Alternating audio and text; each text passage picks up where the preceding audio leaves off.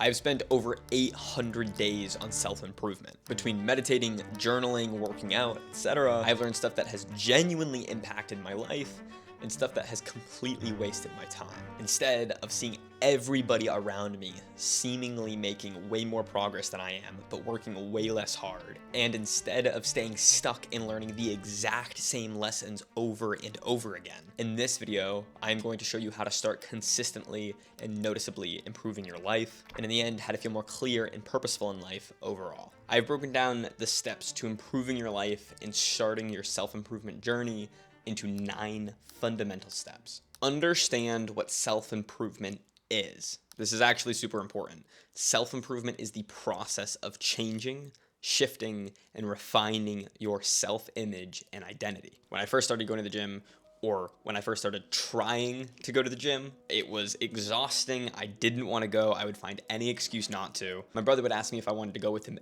every time he went. I would always say no and come up with a random excuse. And it literally hurts to look back on. But eventually, I started to force myself to go. I started to go with friends. And I started to see the first veins in my arms. And people who hadn't seen me in a long time, when they saw me, would compliment me. I started to see myself as someone who went to the gym. It became something that my friends and I just did. We were people who went to the gym. And once that shift happened, everything changed. It no longer took effort to do, and it gradually became something that I was actually excited to do. It was almost addicting. That shift from starting something and sucking at it and it feeling like a full-time job to do, to becoming the type of person who just does that activity, is what self-improvement is all about. The way my friend Kenny puts it is self-improvement is the process of becoming he who can. It is aligning your current self with your ideal self. Kind of like when a snake sheds its skin. Self-improvement is the process of constantly doing that. But what does that practically mean, and how do you go about that? Your self-image, or your identity, are the subconscious beliefs that you hold about yourself. Like I said previously, a good frame to understand this is the type of person who does X thing. A smoker is someone who smokes. It's the type of person who smokes. When I incorporated going to the gym into part of my identity, I just became someone who went to the gym. It was just something I did. The huge part about all of this is that when your brain assumes something to be a part of your identity, your brain holds those subconscious beliefs about yourself. It essentially removes the friction from doing that activity. Like, you probably aren't a heroin addict. That's not part of your identity, and so it doesn't take effort to not do heroin. But if you grew up playing soccer and that was part of how you saw yourself, it's probably not something that you're like, oh my gosh, I have to go play soccer again. No, you grew up playing soccer. You like to talk about it. You like to watch it. You like to go play it. Your brain just sort of accepts it, just accepts that action. And so you might be catching on to the core of this, which is that identity and how you see yourself, your self-image, is at the core of all your habits. The hard truth here is that you act the way you do because you see yourself as that type of person, for better and for worse. You might not lie because you see yourself as an honest person, but you might get home from school or get home from work and not do anything because you see yourself as a lazy person. And so if you don't change your self-image and your identity to be in line with what you want in life, your brain's not going to remove that friction from doing all the necessary tasks, and you're not going to be able to build consistency. It won't happen because you can't fight a battle every day for the rest of your life and expect to win. So most importantly, this is the key to consistency. All of self-improvement kind of orbits around the topic of identity. So the question is, how do you change it? How do you actually alter your self-image and your identity and the beliefs that you hold about yourself so as to make all of the things that you know you should do automatic and easy, and all of the things that you know you shouldn't do easy to resist? I'm going to answer that throughout the rest of the video, but I need you and I to be on the same page about what we mean when we're talking about self-improvement. It's something that a lot of people don't take the time to actually define. One of my favorite quotes of all time is, "Direction is the biggest offset to anxiety and depression," by Charlie Morgan, of course. And I'm going to explain this to you in a minute, but what's going to give us that direction are goals. More importantly though, goals are going to be the vessel through which you refine and reshape your identity. The secret that a lot of people online don't tell you is that achieving a goal isn't about achieving the material success. It is becoming the type of person who attracts and can achieve what you desire. As an example of the correct way to frame a goal, it wouldn't be to have $1 million, but it would be to become the type of person who can earn $1 million. It's a subtle difference, but a very important one. And so first things first, choose your destination. So what you are going to do is you're either going to choose something you desire, something you want, or, which is pretty common if you don't know exactly what you want in life, pick the biggest pain point in your life and make your biggest goal to remove that pain. The goal will be to resolve that suffering. But to be sure that this goal is the goal that you should be focusing your precious time and your precious energy and focus on, you're going to use what's called the Socratic method, or at least a type of the Socratic method. The Socratic method consists of essentially starting with your goal or your proposition and then asking yourself why, what's the motivation behind that, and then continually questioning yourself, asking why over and over and over until you get to a core and fundamental reason under which you cannot go any deeper. If you want a full, more in-depth explanation of how to do the Socratic method effectively, I have a video linked somewhere up there, and that'll bring you through exactly how to employ the Socratic method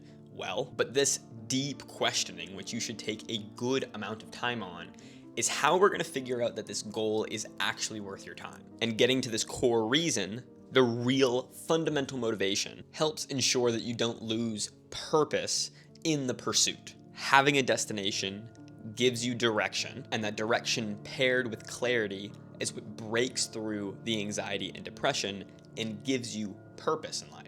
It gives you that purposeful feeling. As a side note, for your mental clarity's sake, not everybody has the same destination, and that's okay. You are trying to optimize for the life that you desire, and hopefully that's going to look a little bit different than everybody else you see online and everybody else you see in your inner circles. Again, that's okay. That's how it should be. If the life that you desire is exactly the life that somebody else desires, but you can't tell me why, you don't actually desire that. There's something deeper there. That's in the same way that if you hold the beliefs of your parents or hold the beliefs of the people around you, but you can't explain why you believe that, they're not actually your beliefs. You're just parroting what you've heard. And so in the pursuit of your goals, the life that you desire, and the man that you want to become, if that pursuit involves not doing something that a lot of other people are doing online, a bunch of other self-improvement creators, don't. This is not permission to do things that you don't want to do, but if the thing literally doesn't help you get there, you don't have to do it. Don't waste time trying to match everybody else's lifestyle or their schedule or their exact work preferences. If you want a more in-depth guide on how to set goals effectively, I believe I made a video a little while back on how to do so. That video goes more in-depth, it's more detailed, and I would recommend watching that video after this video is done and taking this step seriously, because this is not something to be taken lightly. Be continually gaining clarity. In that process that I just described about setting a goal, the thing that I missed and that kept me in the same spot literally for years was a lack of clarity. But what does that actually mean? Like, what does that practically look like? Like we talked about before, you need to gain clarity on your exact motivations, really understand the core fundamental why for what you're doing, and who you need to and want to become to accomplish your dreams, your goals. But you also need to continually be digging deeper and gaining more clarity. The main reason for this is that continually doing this, making this a consistent practice, is that if you don't do this, the why won't stay at the forefront of your mind. Because you start with the why. You set your goal, you start with a good, firm motivation, the core reason. And as you go about the process of achieving the material success, the $1 million, the car, which again isn't the why, isn't the core motivation, inevitably, you're going to get tunnel vision. You're going to be focused on the details. You're going to be focused on the process and how to get you from point A to point B. And that's completely normal, and that's what's supposed to happen. But the issue is in the long term, is because if you let yourself get tunnel visioned and you don't constantly keep the why that started this journey for you at the forefront of your mind, you will lose the sense of purpose as you go about achieving the goal. That destination, paired with clarity, gives you purpose. This is why you see a lot of people burn out, is because they keep pushing themselves really hard and they get super tunnel visioned on the details and what they're doing day to day, but they forget the reason they even started doing it. That sense of purpose, which justifies their effort, is what they lose. And then they burn out and then they crash and burn. That's also why you see people, as an extreme case like David Goggins, who can seemingly push themselves super hard to their limits constantly and consistently, is because they keep the why. They understand exactly why what they are doing is important to them. They keep that why at the forefront of their mind. And so when I realized this actually kind of changed everything for me. And I realized it because I employed this one strategy kind of unknowingly. Afterwards, I regained the sense of purpose and I was just astounded at what I just did on accident. I kind of call it the zoom out, zoom in method, the tight, wide, tight method. I don't know. This method is super practical. Basically, as you're going about day to day, week to week, month to month, pushing yourself, making processes, trying to achieve your goals, you're going to periodically and regularly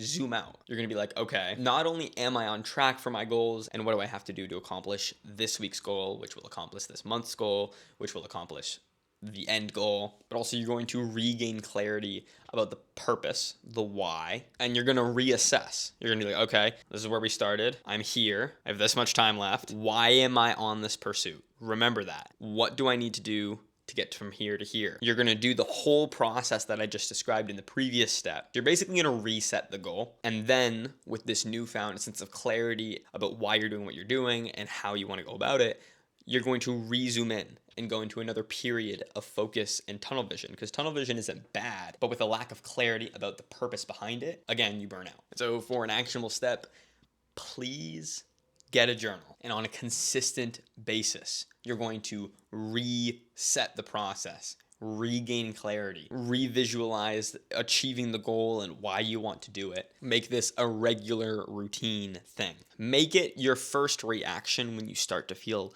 purposeless or lost or in a rut. Start working out, specifically resistance training, not going to the gym to do cardio. And to answer your question, yes, this is necessary. The reason exercise and resistance training and lifting heavy weights is so important, and you can see this because this is usually the first thing that especially young men get on before they start improving the rest of their life, is because exercise and lifting is pretty much unparalleled when it comes to showing and convincing yourself that you can actually change your life. At least this was the case for me. I'd been doing self-improvement for a couple years before I started lifting consistently and taking it seriously. And despite trying to improve my life for over a year before I started going to the gym consistently, it was like the idea that I could actually change my life, that internal locus of control, set in deeper into my soul. It became a more real truth. The reason is because I saw the physical effects of my effort. I put in direct inputs of time and I got out direct outputs. It changed everything, and not in a way that knowing something could, only in a way that experiencing it could. My friends and I joke about this all of the time, but we almost go to the gym as much for our mental health as we do our physical health. It's because every time you go, not only do you have a better sense of mental clarity and you feel more productive about your life because you just pushed yourself, but also that truth of like, I can actually change my life. I can actually go harder now and see the results later and experience the benefits. To put it bluntly, exercise is going to make everything else that I have said and that I will say in this video easier and better because of everything that I've just described, and also because progress is the biggest motivator. And again, exercise is pretty much unmatched when it comes to convincing your own brain of progress that you're making. Lifting is so powerful because it shows super clear and simple progress. I'm convinced that you can't be fully committed to improving your life or reaching your full potential if you don't take care of your body and just take care of yourself physically. Track progress. This is not a new talking point, but this is the thing that's going to gamify creating progress in your life. You've seen a bunch of people make videos like that. Reason being is getting positive feedback early is vital. It literally teaches your brain. As soon as you can see progress and make that association between the effort that you're putting in and the progress and the results that are coming out, the quicker your brain starts to systematize that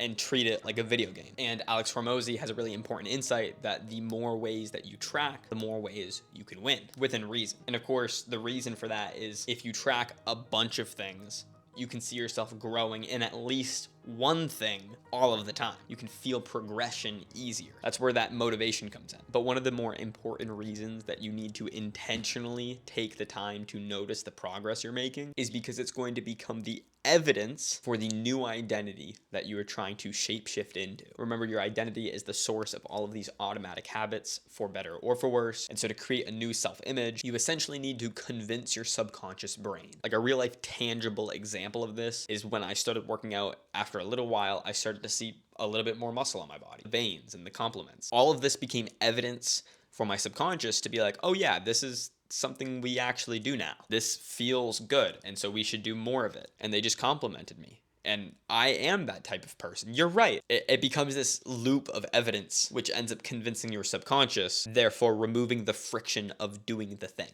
And so the more you track your progress, the more of a stack of evidence you build up that you are the type of person that you are. Take the thing that you are trying to do and absorb that into your self-image as something that you just do. It's something that someone like you does, which is part of your identity. And also, let's just be real for a second. Hamza has a really good video, and he talks about how it's literally you and your mom versus the world. And he was saying this to emphasize having compassion with yourself, not beating yourself up, because the world will gladly beat you up and not look back. And the only person who usually has your true best interest at heart is probably your mom. But in this context, you have to be on your own team. I don't think enough people realize that they aren't even on their own team usually. A lot of the times, we don't even have our own best interest at heart. And so taking the time to intentionally notice the progress we're making helps us be on our own team. It's like, yo, look, I actually did that. I finished a video. It performed really well. Dang, I actually did that.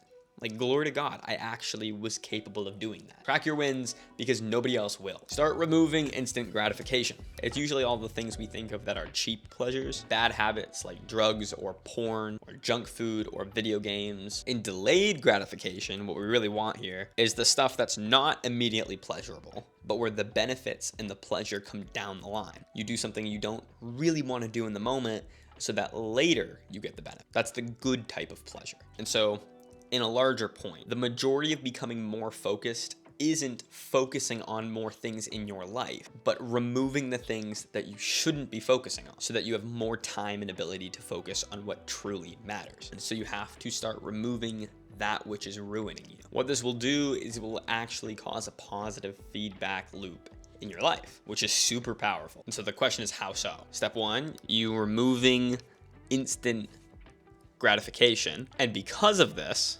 you have more time, you are more capable for delayed gratification. Through that, you upgrade your self-image, which naturally makes you feel better in life, feel better about who you are. And because you're not as naturally inclined towards it, you start removing more of it. And you get this very positive feedback loop of removing gratification, growing through that, becoming the type of person who isn't as inclined towards instant gratification, and so you remove more of it. A simple and effective way to go about this, which is personally one of my favorites, is you're gonna use the 80-20 rule. This is actually so cool. It's just so clear, and when I heard it, it made me excited because of how simple and actionable it was. The 80-20 rule goes as follows.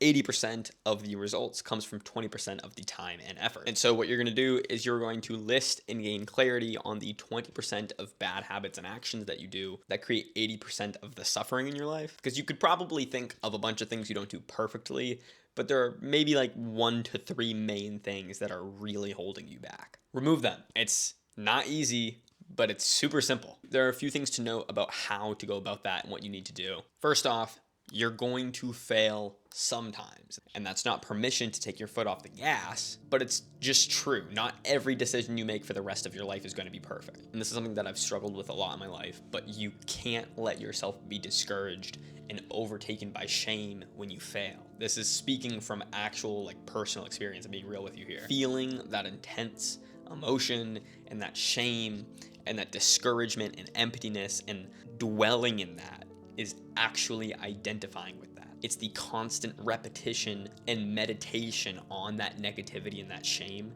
that fills your mind, and eventually that seeps into your subconscious, and you start identifying with that failure. And also letting yourself muddle in that shame makes you fall into the binge fallacy. The binge fallacy is an error in your judgment where, because you failed, you justify letting yourself indulge in being gluttonous with your failure for that day. A less wordy way to put that is, if you cheat on your diet, you're like, well, I already failed on my diet for today. Might as well have 2 desserts and a bag of chips and eat at 12 at night and go 3,000 calories over what I was aiming. This is super stupid because one bad thing doesn't ruin the rest of good things. A bad action doesn't make a good action later not good. But also, this is continuing to identify with it. I have this on a jar, actually. This is not part of the script. It's a quote from Atomic Habits.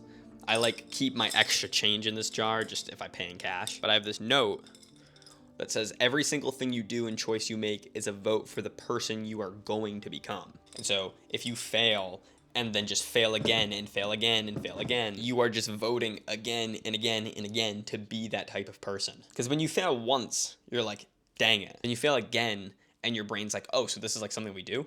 And you fail again, it's like, oh, this is something we do. And then you fail again and you fail again and you fail again, and you just cement it deeper and deeper. Second thing is that you're going to negatively visualize what your life will be like if you continue in these bad habits. This is something that Jordan Peterson talked about, something the Stoics talked about. And there are a few different ways to do this, but in this case, you're going to negatively visualize what your life will be if you continue indulging in these bad habits, if you continue putting in half effort. For me, something that I've actually been thinking about recently is waking up at 30 and having to sit with the fact that I could have been great. I could have been successful. I could have actually had the life that I desired, but I didn't. And I gave half effort, and I let myself indulge in these bad habits, and I never truly said no. That terrifies me, which is the point. Even just saying that for you kind of puts me off a little bit. But this exercise will serve as motivation by fear, and it will also serve as negative feedback to your subconscious. You will create this image of, if I do X, then Y. You really hate Y.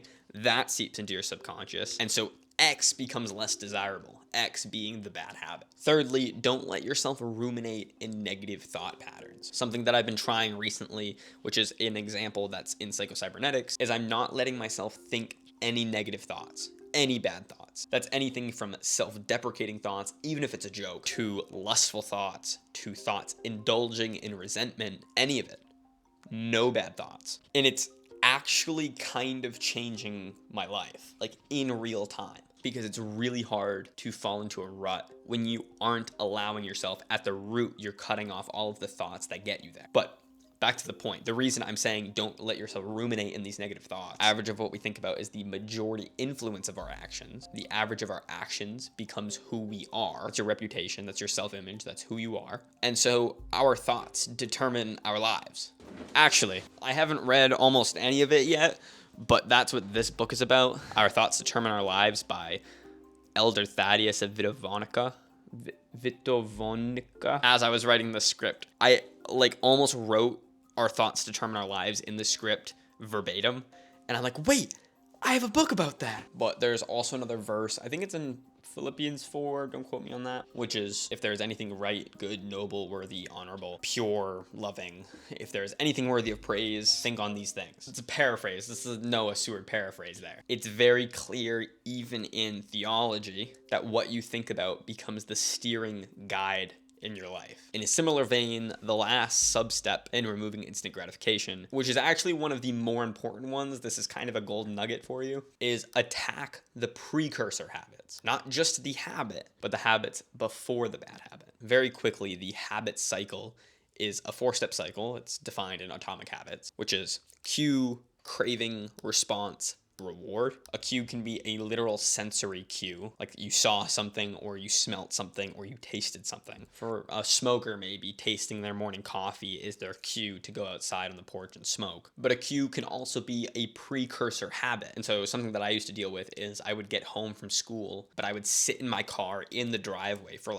20 minutes just listening to music or listening to the podcast that I was listening to on the way home, and just there on my phone. It was literally 20 minutes, 30 minutes just sitting in my car. And so what did I do? I attacked that precursor habit, that habit of driving into my driveway, which was the cue. Instead of letting that be the cue, basically as soon as the car stopped, I made the response to immediately get out of the car before I could settle in. And that's not even the best example. Like, if you can completely remove the precursor habit, do that. If every time you go into the living room at the same time, right after you eat lunch and you play video games for 4 hours, just don't go into the living room. Maybe eat lunch an hour later. Don't go into the living room, get right in the shower or something like that. The reason that I'm making such a point of this is because every time you engage in a bad habit, the neural circuitry for those precursor habits gets reinforced. Not just the neural circuitry for the bad habit, the addiction, but everything that follows that got you to that point also gets reinforced. It becomes a slippery slide, and you kind of inherently know this. Most failures in life that we truly regret aren't really a moment of failure. It wasn't like something went radically wrong in one moment. Like, it wasn't a surprise. Most failures are caused by a series of small and unwise decisions. You never meant to cheat on your partner, but after staying late with that coworker at work and then stopping by to drop something off at their house and then going in for a cup of tea and then getting lunch with them and then letting them cry on your shoulder when they're having a hard day, then you cheat on them. All of those previous things weren't necessarily the wrong thing. They weren't sinful, but they were unwise. One thing led to a slightly more unwise thing, led to a slightly more unwise thing, which led you to the failure. And so the point here is, if you take that example into a bad habit, into an addiction, you want to attack that first unwise decision. If being in your room late at night, home alone, binging YouTube causes you to watch something you shouldn't be watching online later in the night, you want to attack the being in your room late at night alone watching YouTube first, so you don't fall down that slippery slide. That process of going to your room, logging onto YouTube, watching YouTube for a long time, all of that also gets reinforced before the failure, before the relapse. And so if you can just stop yourself from getting on that slippery slide, not relapsing becomes far easier. Replace bad habits with good habits. Pertaining to what we were just talking about, there is an easier way to get rid of bad habits as well. The best way to do so is to replace the bad habits with good habits. And the most effective way to do that is to replace bad habits with good habits in the same realm. What I mean by that is, video games is mostly a physical addiction. It's a physical process. The physical action is the battle. The act of playing video games is the issue. And so before we get into the nitty-gritty of how, very simply, you're going to want to replace that battle with an action that is in the same realm. If the issue is a physical thing, like playing the video game, replace it with going to the gym. You see that pretty often. Gamers become gym rats, not only because of the reward circuitry being very similar, but also it's just a physical thing. If you don't do the action of playing the video game, you can pretty easily satisfy that by doing a different action, which is going to the gym. But for example, porn is a mental battle. The issue comes before the actual action, and it's a battle in the mind. It's lust. So a lot of people are like, do 5 push-ups when you feel an urge or whatever. The problem is not your physical sensations. The problem is in the mind. And so you need to counter that with a habit that is also in the mind. You want to replace that with some sort of mental routine. The reason that you want to replace the bad habit with something in the same realm is because it's not changing as much in your brain, so the process of changing has less friction. But the reason that you want to replace the bad habit, specifically replace, is because this is something that I've ran into before, which is that there have been times where I've pretty successfully quit a bad habit, but then I have this empty chunk of time. And that empty chunk of time, if I had a lack of clarity, would result in boredom.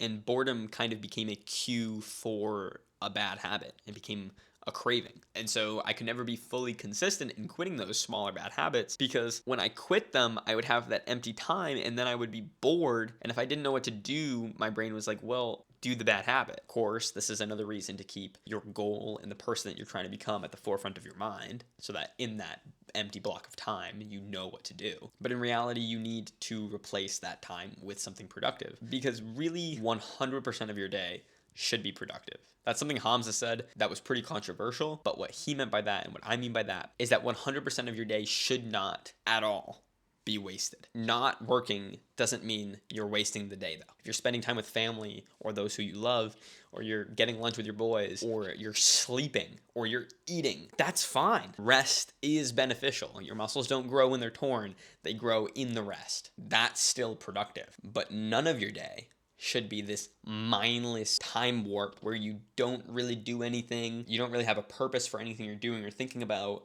None of it's beneficial. That shouldn't be a thing. I really love this phrase, actually. It's pretty old. Idle time is the devil's workshop. If you have nothing good to do, you won't do anything good with that time. When you quit bad habits, you'll have empty time. Fill that time with good habits. Brutally attack your limiting beliefs. I didn't actually understand that I had limiting beliefs until I broke the first few. One limiting belief that I struggled with was that I didn't believe I could fully commit to the pursuit of the life that I desired or becoming the man that I wanted to become until I was perfect. And now that sounds really stupid when I say it out loud. And I didn't verbally affirm that, but at the root of it, that was my logic. Because when it broke it down, I realized that I was actually afraid of not accomplishing my dreams. I was so afraid of failure that I wasn't even gonna try. But I asked myself what was worse, knowing that I can, actually giving it my all and failing, or again, waking up when I'm 30, knowing I could have, but I didn't, and I gave it half effort. Could have been great. Could have had the life that I desired. Could have been the man that I dreamed of, but I gave up on it. That kind of put me in a position of like, okay, I'm gonna give it my all, or I'm gonna give nothing. But that act of breaking down those limiting beliefs kind of happened naturally as you shed your old identity and adopt a new one. But it's also a prerequisite for success, for accomplishing your goals. Whenever you want to do something or you want to commit something, but then your brain comes up with a reason why you shouldn't, ask yourself why. Like, genuinely understand why. Hear your brain out. Why shouldn't I?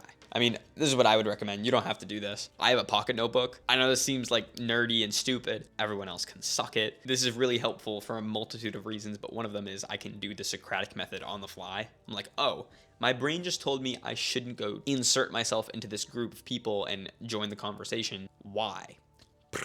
Why? Why? All the way down. I'll figure it out. You owe it to yourself to figure out what's holding you back. Once you Socratic it out, find out the real reason, say it out loud. Just say it out loud. A lot of the times it doesn't click and everything sounds a lot more justified in our head until we say it out loud and then we're like, oh, that's what was holding me back. A lot of the time you need to just pinpoint and be honest with yourself on exactly what the reason or person is that's holding you back. I had a gym class with one of the best teachers that I've actually ever had. And throughout the year, he was teaching us how to do a deadlift. I am not a big dude. I was even a smaller dude back then. And I started my deadlift around like 250, 275. That's like my 1 rep max at the beginning of the year. And over the year, I was slowly increasing, very slowly. But I got to the point where it was the day that I was going to attempt to break into the 300s. I was going to hit 300. And I was kind of struggling and not able to follow through with it. And my teacher said to me, he looked at me and said, this is going to be the heaviest thing you've ever lifted. Every part of your body is going to be yelling at you to stop, but you can decide to keep going. He explained to me that all lifting is primarily mental. And once I got over that mental hurdle, I hit 300 pounds. And very quickly after, maybe the same day or the next week, I hit 315. I didn't go from barely being able to lift 300 to easily being able to hit 315 for more than one in that amount of time. I didn't get that much stronger that quickly. I had been able to lift 315 for a while. It was just my brain holding me back. I literally had a mental block. I had a mental belief that I couldn't, so my body literally prohibited me. This is another reason why lifting is so beneficial. I don't know what else would have been so effective at showing me that not only am I more capable than I thought of, but that it's actually just beliefs that are holding me back. I know it would be easy to push this section off and say, nah, I don't really have any limiting beliefs. I'm pretty sure I'm capable of everything. But if you literally don't have everything you want, and aren't literally everything you want to be, then something is limiting you. And that limiting factor is usually not your circumstances. Seek God. Hear me out, hear me out. I want to change this self-improvement space because it has a very atheistic outlook. Self-improvement without God is meaningless. Another way to put it, self-improvement without God is just as valuable as all of the degenerate habits self-improvement's aim is to remove. If you die,